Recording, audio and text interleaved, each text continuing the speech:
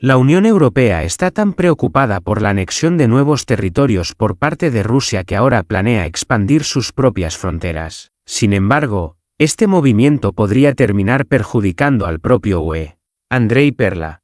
Europa quiere adelantarse. Los pensamientos de los políticos europeos no siempre son directos, su lógica es complicada.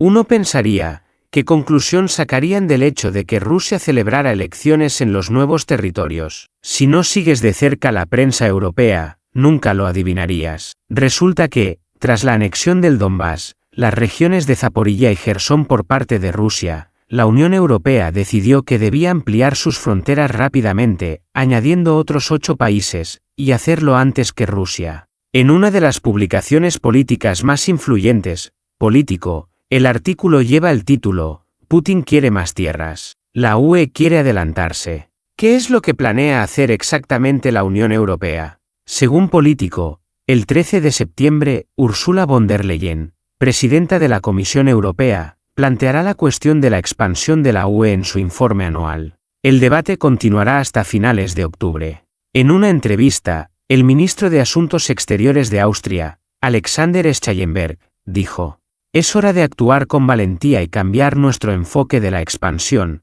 para que 6 países de los Balcanes Occidentales, Ucrania y Moldavia se unan a nuestra familia». Schallenberg explicó que se trata de promover y proteger el modelo de vida de las democracias occidentales libres y abiertas. Y, según él, es necesario proteger esas democracias de Rusia. La Unión Europea planea integrar no solo a las antiguas repúblicas soviéticas, sino también a Bosnia y Herzegovina, Albania, Macedonia del Norte, Serbia e incluso, posiblemente, a Kosovo, que aún no ha sido reconocido oficialmente. ¿Cuál es el propósito de esta expansión? La respuesta no es tan simple. Si creemos a Político, la lógica de la UE es la siguiente. La UE debe enviar una señal a los países candidatos sobre su posible adhesión a la Unión, no solo para su beneficio, sino también para evitar que caigan bajo la influencia de Rusia. Es decir, si no se muestra a estos países que tienen un camino europeo, el mismo por el que se luchó en el Maidán, podrían, al final, buscar apoyo en Rusia. Así que, básicamente, la UE admite que la influencia de Rusia en los países europeos es al menos tan fuerte como la suya. El verdadero significado de la expansión. El problema es que enviar una señal sobre una pronta adhesión y realmente aceptar a un país en la UE son dos cosas completamente diferentes. La historia de la Unión Europea, aunque no muy larga, está llena de ejemplos de cómo los candidatos han sido engañados. El mejor ejemplo de esto es Turquía, que lleva siendo candidata durante décadas, pero después de la declaración del expresidente francés Nicolas Sarkozy en 2011, sus posibilidades prácticamente desaparecieron. Sarkozy dijo en ese entonces que la economía de Turquía era demasiado grande y que, si se le aceptara, podría competir por el liderazgo en la UE junto a Francia y Alemania. Los autores del artículo en Político lo entienden, por eso presentan los planes de expansión de la UE de manera general. Creen que es necesario hacer declaraciones importantes de inmediato, pero el proceso de adhesión puede alargarse hasta 7 años, es decir, hasta 2030. En la realidad política europea, este plazo recuerda a un viejo cuento oriental sobre Oksana Redin: para cuando llegue el momento, o bien morirá el rey, o bien el burro. Ninguno de los actuales líderes de la UE tendrá que responder por ello dentro de 7 años, pero esa es solo una parte del asunto. Por otro lado, hay 2 puntos importantes. Primero, si Ucrania se convierte oficialmente en parte de la Unión Europea, esto significaría que toda su integridad territorial, de la que tanto se habla en la OTAN, deberá ser defendida por toda la UE. Es decir, esta promesa a Ucrania podría interpretarse como un movimiento hostil hacia Rusia. Segundo, la expansión de la UE hacia los Balcanes, pensada como un paso contra Rusia, podría, irónicamente, beneficiar a Rusia y eventualmente incluso desestabilizar a la propia Unión Europea. El politólogo Alexei Pilko lo explica en su canal de Telegram de la siguiente manera: todo depende de cómo actúe Rusia en Ucrania. Si, al final de todo esto, el ejército ruso avanza hasta los Cárpatos, aunque eso aún está lejos, y llega a la frontera con Hungría, podría desencadenarse una revolución en los Balcanes. La conexión entre Hungría, Serbia y Bosnia y Herzegovina podría cambiar toda la geopolítica europea.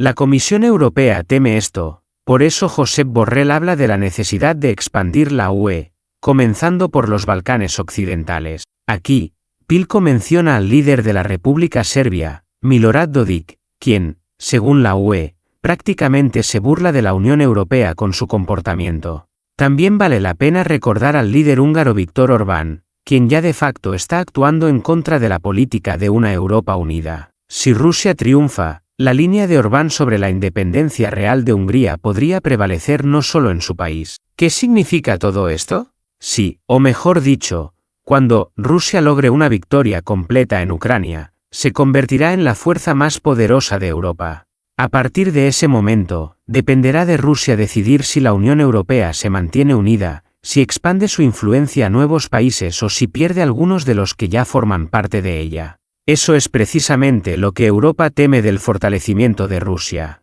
Sin embargo, al mismo tiempo, muchos en Europa esperan que esto suceda. Rusia está dispuesta a restringir el movimiento de los diplomáticos de la Unión Europea si Bruselas toma esa medida contra nuestros especialistas, afirmó a Izvestia el primer vicepresidente del Comité de Defensa y Seguridad del Consejo de la Federación, y ex representante permanente de Rusia ante la UE, 2005 a 2022, Vladimir Chizov.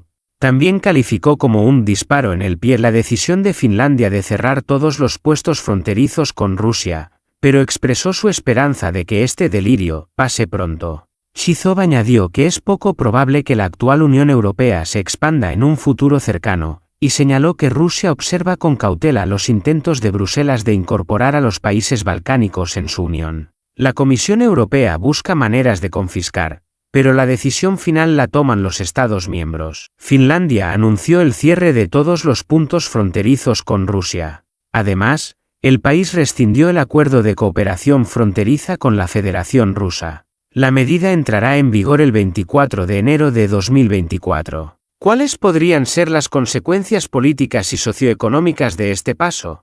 La frontera ruso-finlandesa durante las últimas décadas ha sido un símbolo de amistad, buena vecindad y cooperación. Incluso después de que la UE impusiera las primeras sanciones antirrusas en 2014, la cooperación fronteriza no se vio afectada. A través de 8 puntos de control pasaban trenes, camiones con mercancías, autobuses y miles de coches particulares. Muchos ciudadanos rusos y finlandeses vivían y trabajaban en territorios fronterizos. No se entiende por qué decidieron destruir todo esto bajo un pretexto inventado. ¿Y qué vemos ahora? 4.000 jóvenes finlandeses furiosos y cientos de nuestros compatriotas salen a protestar en Helsinki. Claro, dispararse en el pie ya es una tradición bien establecida en la Unión Europea. Pero hasta hace poco, Finlandia no estaba particularmente implicada en esto. ¿Será que su ingreso en la OTAN tuvo tanto impacto?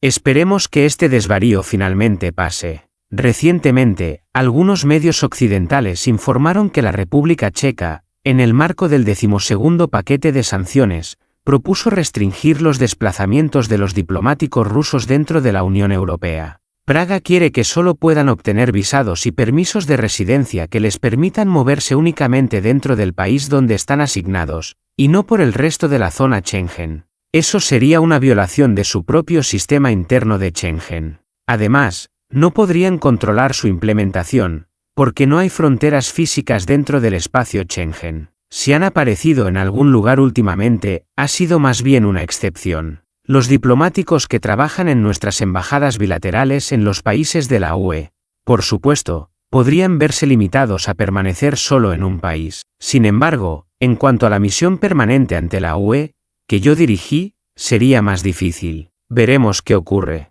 Recibíamos la visa belga, con la cual, al llegar, se nos entregaba una tarjeta diplomática y podíamos operar bajo el régimen del acuerdo firmado entre Rusia y la UE en 2006. Dado que este acuerdo ya no está en vigor, hay varias opciones posibles. Pero, por supuesto, el principio de paridad sigue en pie. La delegación de la UE en Rusia es bastante grande, comparable a la nuestra. Ellos estarán en la misma situación. Entonces, ¿responderemos de manera recíproca? Y rápidamente. La presidenta de la Comisión Europea, Ursula von der Leyen, ha declarado abiertamente que el objetivo de la UE no es solo congelar, sino también confiscar los activos rusos en Europa. Sin embargo, para ello necesitan crear una base legal. ¿Qué piensa de esto?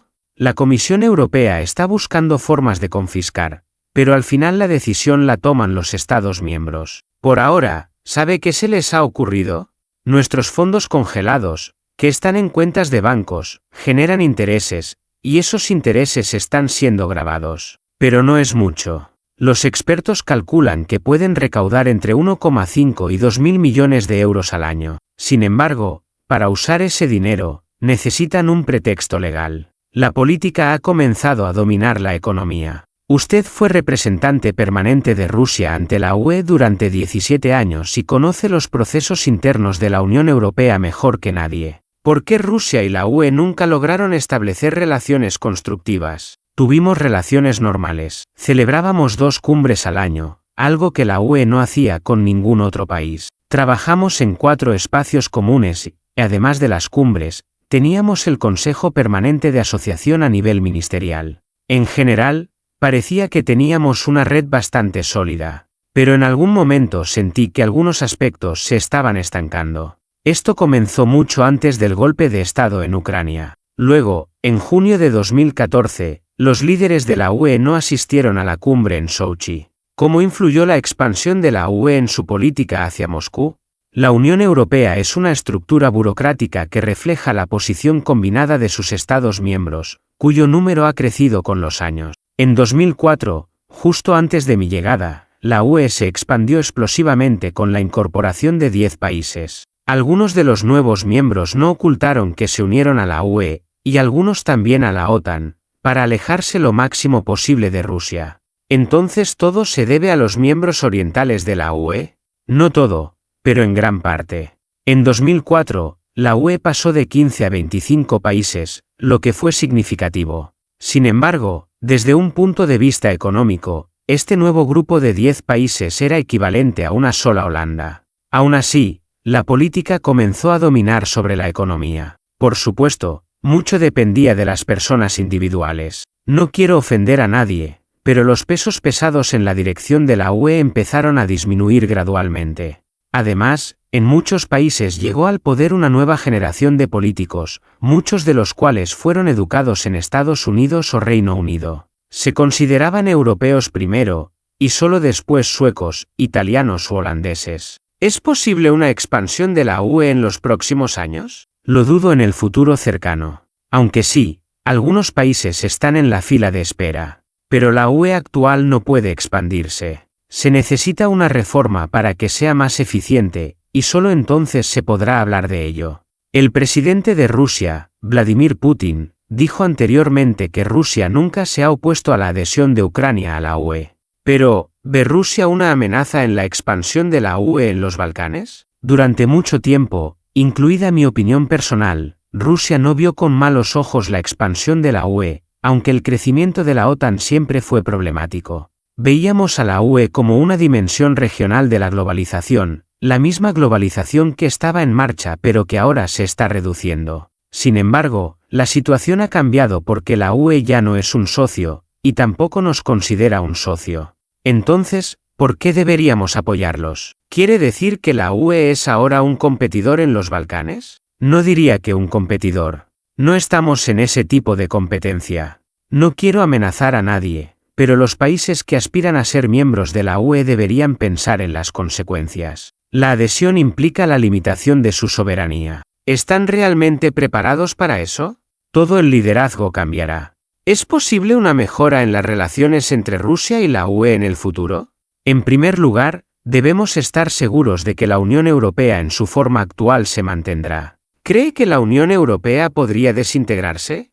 No es tanto una cuestión de desintegración, aunque es posible, sino de una transformación. En su forma actual, la UE no es eficiente. No fue concebida como una comunidad de 27 países, estaba diseñada para un número menor de miembros. Ahora vemos tendencias centrífugas y la incapacidad de las estructuras supranacionales para resolver contradicciones. Durante mucho tiempo, el motor de la integración europea fue el conocido tándem Berlín-París. Pero hoy, a pesar de los intentos desesperados por mantenerlo y devolverle su dinamismo, este tándem se tambalea. Hay muchas razones para ello, pero viendo a los actuales líderes de Alemania y Francia, los demás países cada vez piensan más en sus propios asuntos. Es natural, porque el proceso de integración europea ha avanzado durante muchos años de manera sinuosa y a diferentes velocidades, pero casi nunca ha retrocedido. La primera vez que lo hizo fue con el Brexit, lo que marcó un precedente. Veremos qué ocurre a partir de ahora. ¿Puede la UE cambiar su postura hacia Rusia después de una transformación? No tengo muchas esperanzas de que pueda hacerlo con el actual liderazgo de la UE. Pero puedo decir que el próximo año se avecinan cambios en la Unión Europea. En junio habrá nuevas elecciones al Parlamento Europeo, luego, a finales de año, se formará y aprobará una nueva Comisión Europea, y también cambiará el presidente del Consejo Europeo. Es decir, todo el liderazgo cambiará. Aunque, si seguimos las declaraciones de la presidenta de la Comisión Europea, Ursula von der Leyen, parece que espera permanecer en el cargo por un segundo mandato. Para finalizar, no puedo evitar preguntarle sobre el exsecretario de Estado de Estados Unidos, Henry Kissinger, quien falleció el 29 de noviembre a los 100 años, ¿qué puede decir sobre la importancia de esta figura en las relaciones internacionales? Era, sin duda, una persona extremadamente inteligente, y el hecho de que mantuviera su lucidez y capacidad de análisis hasta casi el final de su vida le hace honor. Con su fallecimiento, es difícil evitar la sensación de que se cierra una era, especialmente en la política exterior de Estados Unidos. Es obvio que, durante el tiempo en que Kissinger trabajó o continuó su actividad académica, cambiaron los presidentes de Estados Unidos, las administraciones y la composición del Congreso. Tal vez sería simplificar demasiado llamarlo el último de los mohicanos, pero representaba una corriente de pensamiento político a la que él mismo y aquellos que representaba pertenecían. Eran nuestros oponentes, pero eran oponentes con los que se podía tener un diálogo serio, y que cumplían con su palabra.